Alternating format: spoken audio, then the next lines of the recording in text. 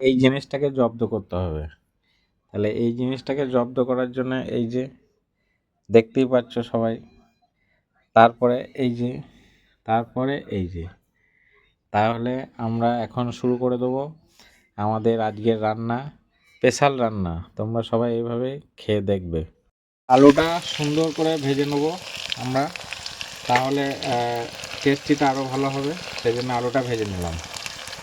প্রথম পেঁয়াজ ও টমেটো দিয়ে দিলাম, পর আদা বাটা ও রসুন বাটা দিয়ে দিলাম, লঙ্কার গুঁড়ো দিয়ে দিলাম, আমরা এখানে 5 চামচ দিয়ে দিলাম, তোমরা নিজেদের পরিমাণ মতো দিয়ে দেবে। 2 চামচ হলুদ দিয়ে দিলাম, জিরে গুঁড়ো দিয়ে দিলাম, এরপর ধনে গুঁড়ো দিয়ে দিলাম, পরিমাণ মতো লবণ দিয়ে দিলাম,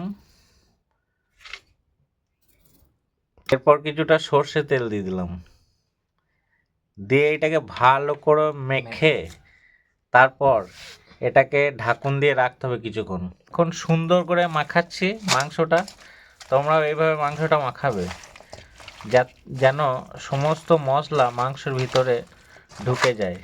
খুব সুন্দরভাবে মাখাতে হবে, যে যেমনভাবে সুন্দরভাবে মাখাবে সেইভাবে মাংসটা টেস্টি হবে। তাই সমস্ত কিছু দিয়ে সুন্দরভাবে আমরা মাংসটাকে মাখিয়ে নিচ্ছি। মাখানো একদম কমপ্লিট। এই যে বন্ধুরা, একদম মাংস মাখানো পুরো কমপ্লিট। আমাদের মাখালো আবির, এই যে আবির মাখিয়ে দিল, ও খুব পছন্দ করে এই মাংসটা। তেলের উপর এই যে গোটা লঙ্কা এবং গোটা জিরে এবং তেজপাতা দিয়ে দিলাম,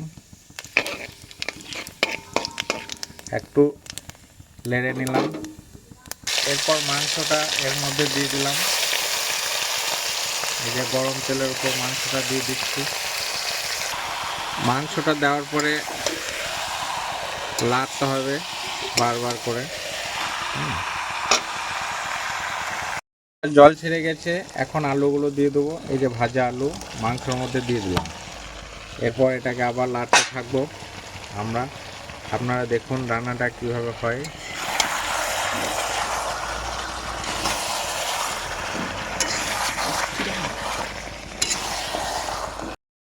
এই যে আমাদের মাংস এখন কষানো হচ্ছে। কে কে কষা মাংস খেতে ভালোবাসো একটু জানিও। কি সেই চিকেন যদি না উঠতো তাহলে কি সমস্যা হতো গরিব মানুষের, বাপরে। যাই হোক, আমাদের রান্না এখন চলছে, আপনারা দেখতে থাকুন। এই যে ফোটাতে হবে, আর এটা ফোটানোর পরেই মাংস সেদ্ধ হয়ে গেলেই রান্না একদম কমপ্লিট। কার কার খাওয়ার ইচ্ছা চলে এসো আমাদের বাড়িতে।